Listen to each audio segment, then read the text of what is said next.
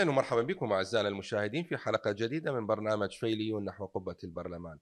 ضيفتي لهذا اليوم المرشحة لانتخابات مجلس النواب العراقي الخبيرة القانونية عايدة إبراهيم علي الفيلي. أهلا ومرحبا بك ست عايدة. أهلا بيك، شكرا. في البداية ست عايدة خلينا نعرف المشاهدين عليك.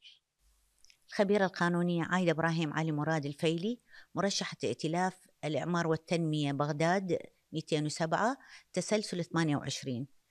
من بعد ما تعرفنا عليك أستاذة عايدة خلينا نتعرف على الأسباب اللي دفعتك للانضمام ضمن صفوف ائتلاف الإعمار والتنمية بزعامة رئيس الوزراء السيد محمد الشيع السوداني. بصراحة انضمامي إلى هذا الائتلاف كان عن قناعة راسخة بأنه يعمل بجد ولا يرفع شعارات فقط، بل يعمل لبناء دولة حقيقية ويمثل طموحات الشعب. مهم. طيب كيف ترين دور ائتلاف الأعمار والتنمية يعني بتعزيز حقوق الكرد الفعليين على مستوى العراق باعتبارك ابنة هذا المكون؟ الإعمار والتنمية يؤمن بأن العراق لا يمكن أن يقوم إلا بائتلاف جميع المكونات، مهم. والمكون الفيلي هو أحد مكوناته. ويعني فتح الباب لنا نحن الأكراد الفيليين لنكون شركاء حقيقيين في بناء هذا البلد. بالتالي ائتلاف الإعمار والتنمية يؤمن أنه العراق يبنى بتضافر جهود جميع أبنائه. تعتقدين أنه الانضمام إلى الائتلاف يعني يعطي مردود إيجابي لبرنامجك الانتخابي وفكرك السياسي أستاذة عايدة؟ بالتأكيد، لأن الانتماء إلى ائتلاف كائتلاف الإعمار والتنمية يمنحني مساحة واسعة لتحقيق رؤيتي، وكوني لا أطمح إلى مطامح شخصية، مهم. بل أؤمن بالعمل الجماعي لتحقيق الاستقرار في الوطن. نعم بالفعل، نقطة العمل الجماعي هي نقطة في غاية الأهمية. لا يمكن أن ينهض وطن بدون تكاتف جميع أبناء شعبه من سياسيين ومواطنين، وعمل جميع المكونات السياسية والكتل السياسية بمظلة واحدة ونحو هدف واحد هو خدمة المواطن والوطن. نتحدث عن برنامجك الانتخابي ست عايدة. أولويات هذا البرنامج اللي راح تعملين على تحقيقها داخل ائتلاف الإعمار والتنمية شنو هي؟ أن أكون صوتا صادقا للأكراد الفيلية تحت قبة البرلمان لتحقيق طموحاتهم، وتحقيق يعني فتح بعض الملفات التي كانت مغلقة. مهم. يعني كثيرا من الملفات المتعلقة بالشأن الفعلي صراحة تحتاج اليوم إلى إعادة النظر ومعالجة هذه الملفات. وواقع الكرد الفعليين ما زالت كالتعويضات والتعليم بالضبط. والسكن، مهم. ولإنصاف هذه الفئة. نعم ما زالوا حتى الآن بعض الكرد الفعليين وأعدادهم ليست بالقليلة يحتاجون إلى عدالة اجتماعية حقيقية وإنصافهم. وهذا استحقاق وليس منة. فعلا يعني مقارنة بتاريخهم النضالي وما عانوه من م. حكم البعث، ومما عانوه أيضا من تبعات العودة دون بطاقات ثبوتية دون أموال بالضبط، وغيرها من أي. هذه الأمور، نعم. كل من أجل هذا الوطن وتثبيت حبهم للعراق. طيب هنا احنا راح نكون امام حالتين. ست عايده، كيف من الممكن انه توازنين ما بين برنامجك الانتخابي واهدافك بفتح الملفات الفيليه وانصاف الفيليين، وما بين التزامك تجاه ائتلاف السيد السوداني؟ بالحقيقة ما أشوف أي تعارض بين برنامجي الانتخابي وبين منهاج الائتلاف، نعم. لأنه إن شاء الله نخلي جسر يربط بين الجانبين لتحقيق العدالة الاجتماعية للكرد الفيليين ولكل الفئات. مهم.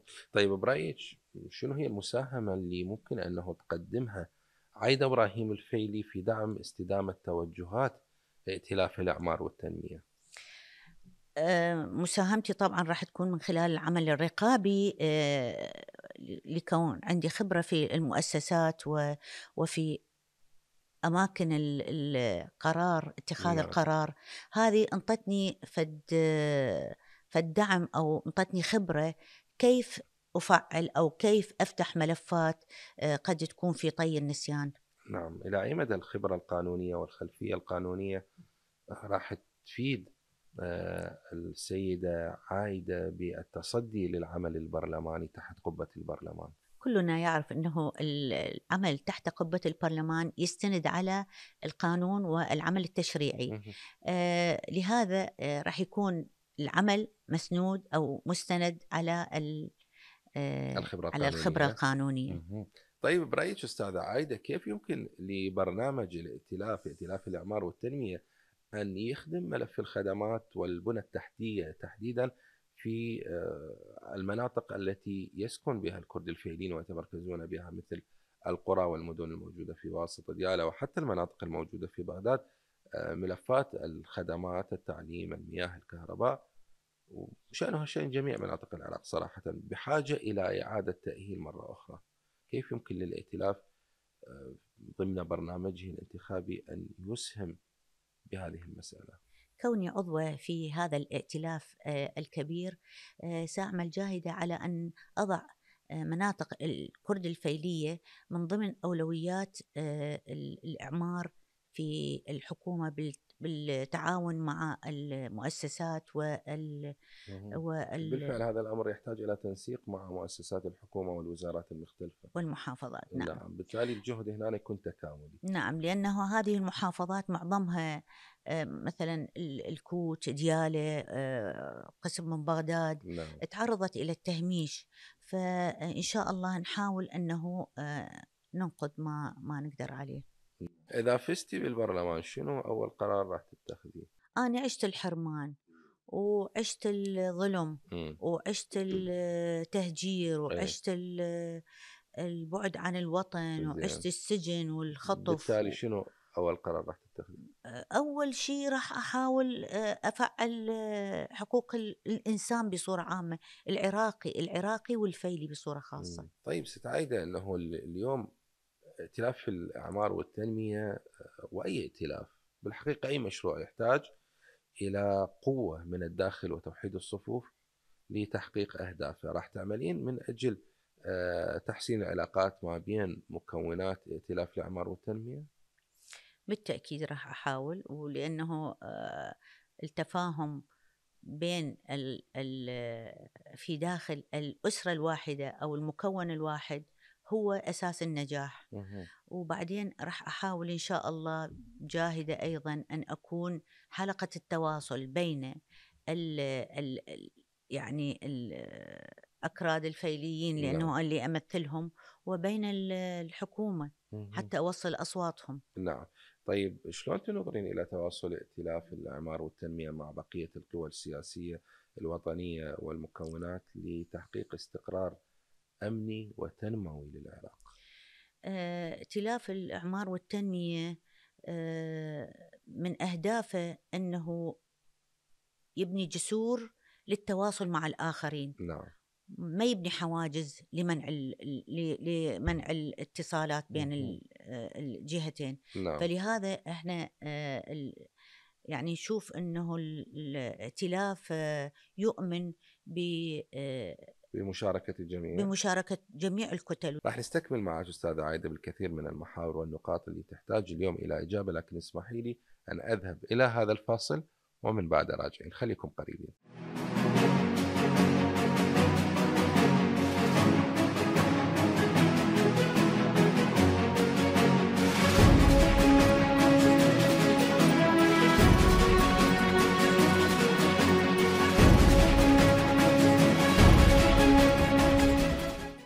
من بعد الفاصل هذه عودة لكم مجددا أحبتي المشاهدين لتكملة حوار هذا اليوم مع ضيفتي الخبيرة القانونية الأستاذة عايدة إبراهيم علي الفيلي. مجددا مرحبا بك أستاذة. أهلا وسهلا. شكرا.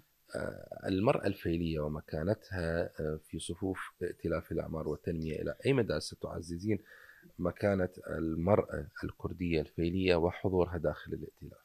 سأعمل على تمكين المرأة الفيلية ودعم مكانتها الاجتماعية، لكن هذا بحاجة إلى المزيد من التدريب والتأهيل للمرأة لتأخذ مكانتها. لتأخذ مكانتها الاجتماعية وتشارك في القرار السياسي أيضا. نعم. فلدينا نساء متمكنات مثقفات واعيات، ممكن يشاركون لازم ياخذون نصيبهم نعم. العادل في هذه مهم. الحياة. طيب أستاذة عايدة، يعني حسب معلوماتي اللي جمعتها عن حضرتك، لأن احنا لازم كل ضيف نجمع عنه معلومات قبل اللقاء نعم. بالتالي نهيئ أكيد أكيد. لأسئلة ونعرف فكرة الانتخابي شنو. حضرتك أيضا عانيتي من ظلم النظام السابق، وكانت عندك تجربة من تجارب الظلم من قبل أزلام البعث. هذه التجربة إلى أي مدى ساهمت بتكوين وتشكيل فكرك السياسي ومكانتها ضمن برنامجك الانتخابي؟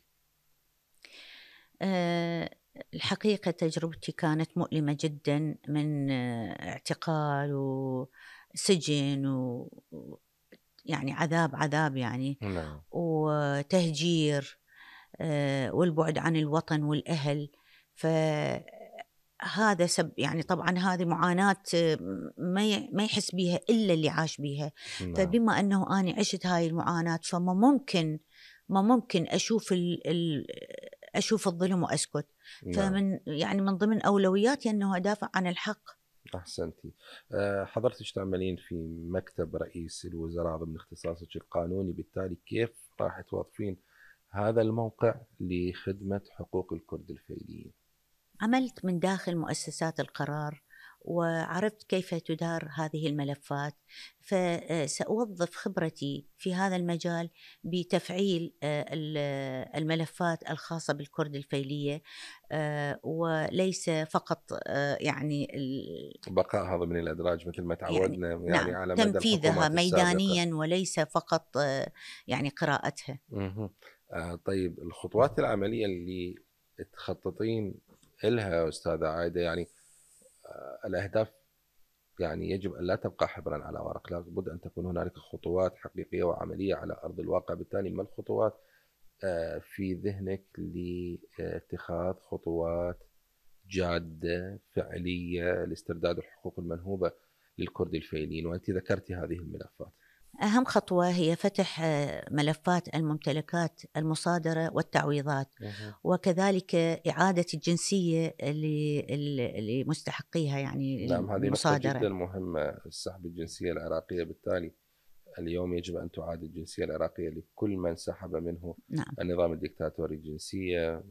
ملفات مهمة أيضا كملف المغيبين من أبناء المكون الفيلي. الكثير من الملفات ما زالت نعم، عالقة وذلك أستاذ عايدة. بالتعاون مع المؤسسات والحكومة والبرلمان، نعم. لأن الحقوق لا تسقط بالتقادم، مهم. فهذا حق من حقوق الكرد الفيليين. نعم. رفاة الشهداء والمغيبين ضمن المقابر الجماعية والتي ثبت بالقرارات القانونية وقرارات المحكمة بأنها إبادة جماعية جينوسايد، يترتب بالتالي عليها إجراءات تعويضية، وكما ذكرت هي لا تسقط بالتقادم. هل لديك خطة محددة للبحث عن رفاة الشهداء والمفقودين؟ هذا ملف مؤلم ومقدس أيضا. سأتابع مع الجهات المعنية، مع مؤسسة الشهداء والسجناء السياسيين، للبحث والتقصي عن الأعداد عن رفاة نعم. مواقع لأن المقابر أيضا، مواقع يعني المقابر الجماعية. بعض التصريحات لمسؤولين أو مهتمين بهذا الشأن ذكرت أنه لحد الآن أكو مقابر لم يتم الكشف عنها، إضافة إلى المقابر الموجودة والمعلنة واللي تم الكشف عنها، أيضا أكو مقابر حتى الآن ما حد متقرب لها ولا فاتحها ولا يعني متخذين بحقها الإجراءات الفنية والقانونية. نحاول نكشف مصير المفقودين جميعا إن شاء الله. نعم. كيف ستعملين أستاذة عايدة على تحسين أحوال الكرد الفيليين بصياغة قوانين أكثر فاعلية، يعني في حال حصولك على ثقة الناخبين؟ احنا نلاحظ الدورات البرلمانية، أو بالأحرى بعض الدورات البرلمانية اتخذت قوانين لإنصاف المكون الفيلي، لكن هذه القوانين بقيت مجمدة وغير مفعلة، أو أن البيروقراطية حالت دون تطبيقها بالشكل الأمثل الذي ينصف أبناء المكون. من خلال تقديم مقترح قوانين تضمن المساواة والعدالة بينهم وتعالج أي تميز إداري أو سياسي لنضمن حقوق الجميع. طيب ست عايدة، باعتبارك خبيرة قانونية ومختصة بهذا المجال، كيف تقيمين الواقع القانوني الحالي المتعلق بقضايا الكرد الفيليين، وبرأيك شنو التعديلات اللي ممكن أن نضيفها على هذه القوانين؟ القوانين موجودة، نعم. لكن المشكلة في التطبيق. هناك تقصير إداري وفني مهم. يعني تنفيذي واضح. نعم. فسأعمل على تعديل بعض النصوص. سأحاول جاهدة أنه بمشاركة الزملاء في نعم. إن شاء الله في تحت قبة لازم البرلمان يكون في تضافر لجميع الجهود بهذه المسألة. ومتابعة هذه الملفات بشكل فعلي. نعم. نتحدث عن الشباب الفيلي في ختام هذا الحوار. ست عايدة، كيف ستحفزين الشباب الفيلي للمشاركة في العملية السياسية والديمقراطية والذهاب إلى صناديق الاقتراع؟ سأعمل على إطلاق برنامج تثقيفي وتوعوي مهم. وتدريبي للشباب الفيليين لتوعيتهم، ولأنه الشباب هم ركيزة المستقبل، وهذا كله يصب في قضيتنا، قضية الأكراد الفيلية. نعم. الشباب هم أساس أساس هذه المستقبل. القضية، نعم، نعم. وأساس المستقبل. نعم. بالتالي استمرار ديمومة الشباب وتوعيتهم وتثقيفهم هو ضمان لاستمرار نعم، هم قضية أملنا في الأكراد المستقبل. الفعليين. نعم. نعم. نعم. في ختام هذا اللقاء أتمنى لك الموفقية في شكرا. سباق الانتخابي. الخبيرة القانونية عايدة إبراهيم علي الفيلي، شكرا. وشكرا جزيلا على هذا شكرا الحوار. جزيلا. كذلك الشكر لكم أحبتي لحسن المتابعة، ودمتم في أمان الله.